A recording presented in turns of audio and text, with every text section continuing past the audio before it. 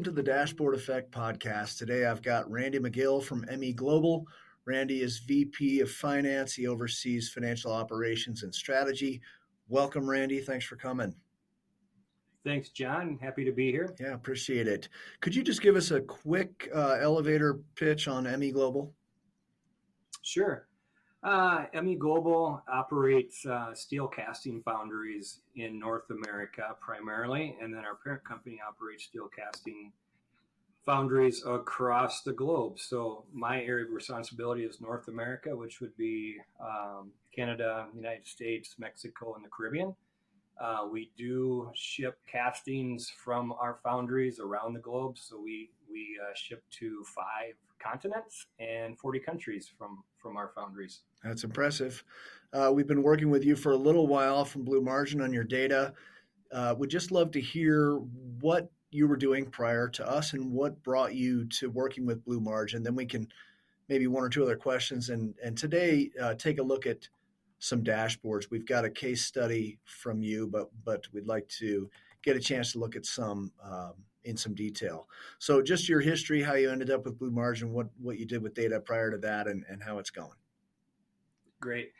Well, John, I started with ME Global about 25 months ago now, so just over 2 years. When I came on board, I discovered that we have a lot of great systems. We're using SAP for our ERP platform, Salesforce.com for our customer experience CRM platform, Workday Adaptive Planning, which we use for some financial reportings and modeling and sensitivity analysis. Paylocity is our payroll system, and then we use Esker for accounts payable and accounts receivable automation, along with a number of different platforms. But we had reporting that was primarily manual in a lot of ways. We were using a tool called QuickView, which is actually a pretty decent tool. It's just being discontinued, the support for it.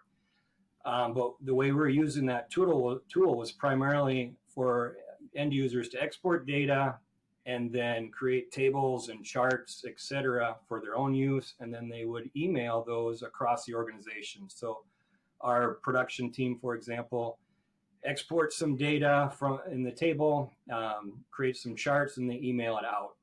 And the same across other platforms of the organization. Our FP&A team would do a lot of trend analysis. Any type of information that I would want or the executive team would want, we would go to the FP&A team, they would create some analysis and then send that out to us via PowerPoint or Excel typically. So there's a bit of gap between request and receipt of information. Even though they're highly efficient, it's just a manual process. Yeah. And when I came on board, it was really troublesome to me. I couldn't get a pulse on how things were going, whether it was yesterday or for the week, et cetera, without asking somebody for information and then waiting for that detail to come to me. Early on, when I was here, the first couple of months I was here, we were meeting with a consultant around strategy that was helping us do some short and long-term strategy planning. And I was relaying some of my frustration around data, et cetera, and he recommended Blue Margin. So I reached out to Blue Margin. I was probably not even on the job 90 days yet. So we started some discovery phase and worked through, the project scope and the cost and all those good things. And by Q1 of 2023, had begun a project that was focused on an executive dashboard to give our leadership team kind of the pulse of what was going on with the business today, and then to begin looking at it more proactively rather than in the rear view. Things were coming at us really fast at that time. Inflation, as you recall, was climbing by the minute, it felt like, and we were trying to navigate that environment somewhat with blinders on. So we could see the rear view, what had happened, but not what was coming in front of us. So that was a big focus of scope one. And ahead of that, Blue Margin helped us build a data warehouse. So to pull together all these great systems I mentioned that we're using, we're collecting great information. The data was really clean for the most part, and it was ready to go. So my experience has been around the data side of it. Obviously, everyone tells you have your data clean and ready to go. That has to be step one. we were already there. We had good data people in the IT team that were managing that side of it. And then anything new we tried to do. So, for example, using salesforce.com, when they deployed that, they had requirements that the account managers had to input. Account managers were doing that very well. As we began to get more proactive in what we wanted to see, we had some new data requirements. And so that meant we wanted to see data updated even more often, or some new fields utilized. And so initially you question the data, but once those the employees understand that someone else is using that output from it, especially when you say, the executive team is now seeing that data, they're using it to see, what's in the backlog, what's in the pipeline for future shipments and stuff like that. It just organically happens. It cleans itself up pretty quick, and everyone stays on top of it. Yeah. It's got a self-healing aspect to it. As soon as you sort of shed sunlight on it, everyone can see what everyone else is doing, and in an appropriate way. It can really create that team accountability and unity, and get people not hiding in the shadows and feeling better about what they're getting done productivity-wise and so on. Could you just give me a very brief what you think the impact has been, what you expect it to be, that kind of thing? Yeah. Thinking about, the business at its core, I mean, you have, three major things that are important to the company after you get past mission, vision, value stuff, but just on the business financial side of it itself, you have your sales, your margin, and your profitability. And there's a lot of things that happen in between there that are important to that. So where we've seen transformation in that is being better at predicting results and then making corrective actions to help boost those results as well. An example would be I started a SIOP meeting, which is Sales Inventory Operations Planning meeting with our finance team and our sales directors, our plant leadership, and our production schedule. And historically, the company looked at things strictly in terms of volume, which is tons in our case. We're measuring things in tons. And that had always worked great. But in the changing climate that we're in, that many of us find us in today's global economy, we needed to look at it a little bit differently. So now hitting our volume targets every month wasn't good enough. It didn't necessarily return the results we wanted to. Because in my words, not all tons are created equal. Not all volume is created equally. And by that, I mean, some customers may have better margins in different regions of the world for us. Some products have better margins based on whether it's something that's optimized in our plant. Our foundries are optimized for certain size castings, and some products don't share the same amount of margin. So what we're doing with that SIOP meeting is we're using Power BI to look at our backlog, which is a forward-looking view of what's in the pipeline for us, what that volume is, the revenue, and then we can interpret a margin off of that. Now, margin isn't cleared out until the month closes for us, but we have a pretty good indicator of what that margin is going to be for us. And from that, we can look at tons and say, okay, the first commandment always to hit the customer's requirements. So we'll just take that as table stakes in this conversation, but hit the customer's requirements. And then from there, let's look at, okay, our plan says we need to ship X more tons to hit our volume. How important is that? Let's look at our profit prediction for the month and determine, do we need to pull more tons in to hit that profit number, or to let some things fall into the next month and boost that month's profit? So when we're looking at this back in May, we saw October being just an enormous month for us in shipments. It wasn't even possible for us to attain that. And that's the way the data was flowing from Salesforce.com and SAP, and it was compiled in Power BI for us. So what we were able to do preemptively is look at those orders, get them scheduled in the production side of it, because we have a long production cycle too. It's measured in weeks, not minutes and hours for us to finish a product.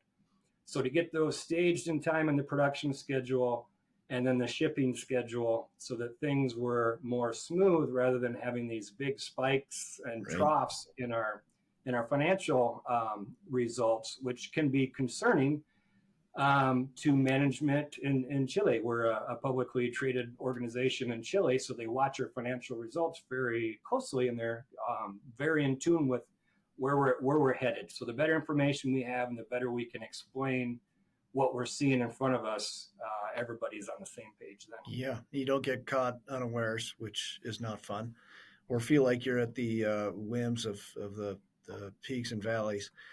Maybe, okay, so that was a good explanation. We could look really quickly at a couple of dashboards if that's all right, and you could sort of point out some of those things that you were discussing. Hopefully, they're in a reasonably good order for you because it's me putting it together, but we can take a look here.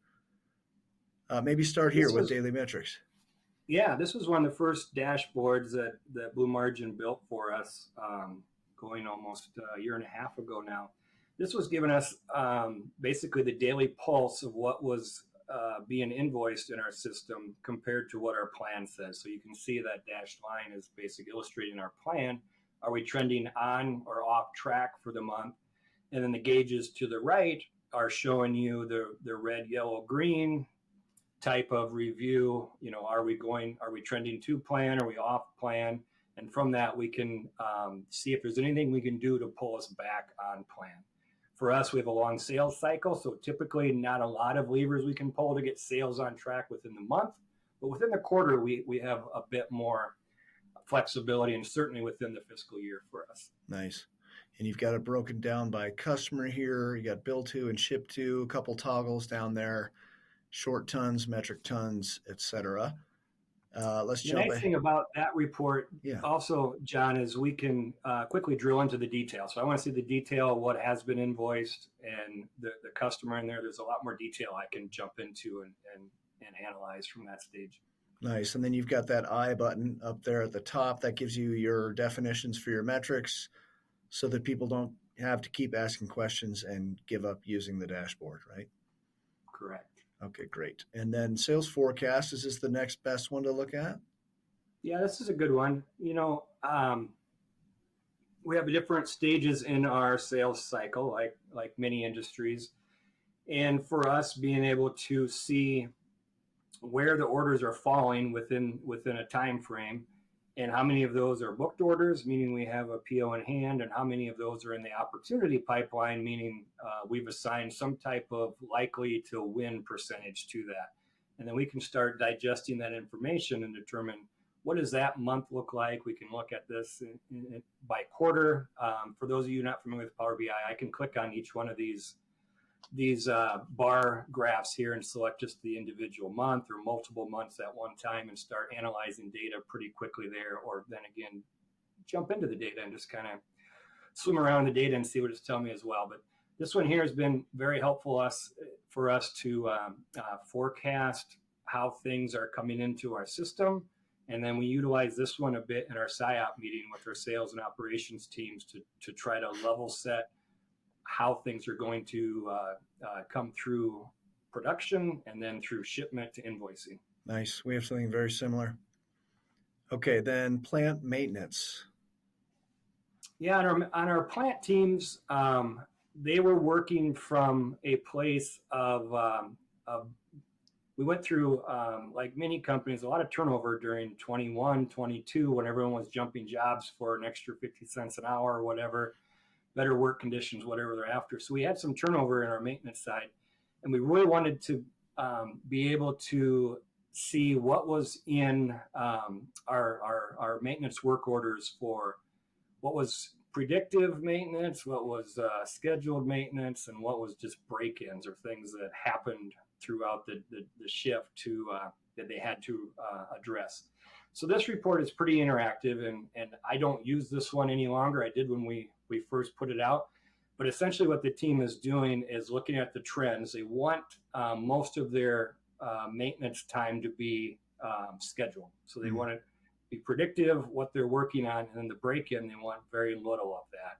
So if we looked at this over a period of time, we would have saw that trend get better. So this was a tool for the plant manager and his maintenance manager to work together with their teams on continuing to focus on those work orders and then get the schedule ones in there. So we're fulfilling the backlog in maintenance, and then we're being proactive in maintaining the equipment so we don't have the break-ins. And Nice. they can dive into this by department. It's very specific by different department, plant, etc. So they can get into a great deal of detail here. Nice. Maybe one more sales dashboard.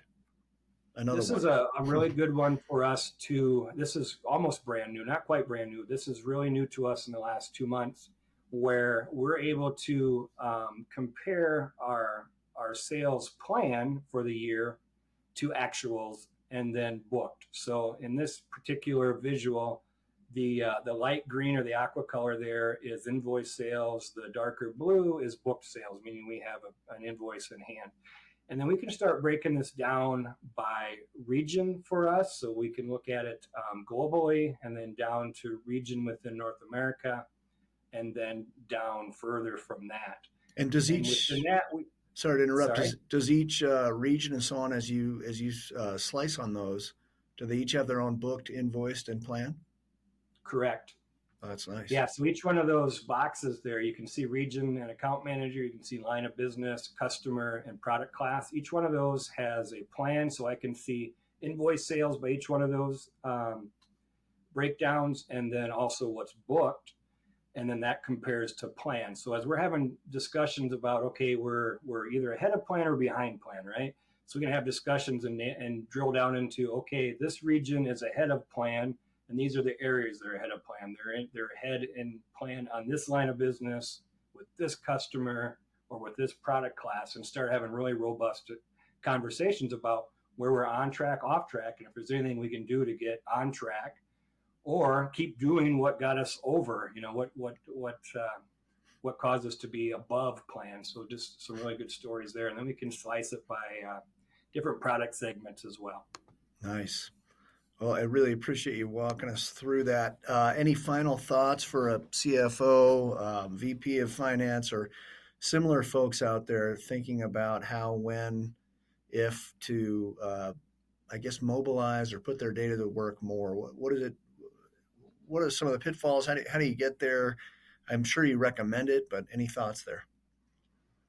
Yeah, I'm a big proponent of data dashboards, and particularly as more real time as you can get the data, as real time as your systems will allow it and your processes without over investing. You know, there's a breaking point within that, but for me, you know, utilizing Power BI and then leveraging Blue Margin's experience. You know, they do this every day, so they have ideas for us. We know our business, and we know current reporting. Blue Margin brings an angle of, well, we've seen this, maybe this is will be helpful, and that's the the iterative process working with the Blue Margin team that's helpful for me. I come into it with a vision. I usually mock up some things to throw at the Blue Margin team, and then they come back with their interpretation, and then new ideas and stuff, and we come with a really good uh, product. But to me, you know, empowering your users from the executives down to the individuals doing the work is so important, that they can see as real time as possible what they're doing, the results of what they're doing, so they can get close to real time feedback. Sometimes in the operational side, it might be 24 hours delayed depending on how their systems work, but getting as close to real time information back to them, and then the supervisors and managers being able to have that data where they can make actionable items to their team, so they can go out to their, whether it's their maintenance team or their production team, or for us molding department, whatever, talk to them and say, this is what the data's telling me, what can we do, or what happened, and things like that, so they can get back on track easily, rather than it becoming buried in a week's worth, a month's worth, a quarter's worth of data. They're able to attack any issues in real time as possible. Yeah, well, that's great. It's impressive what you put together, especially for being part of a publicly traded company, and the reach and scope of what you guys cover. It's been great to work with you, and I appreciate you taking the time today, Randy. Yes, thank you, John. Glad to help. Yeah.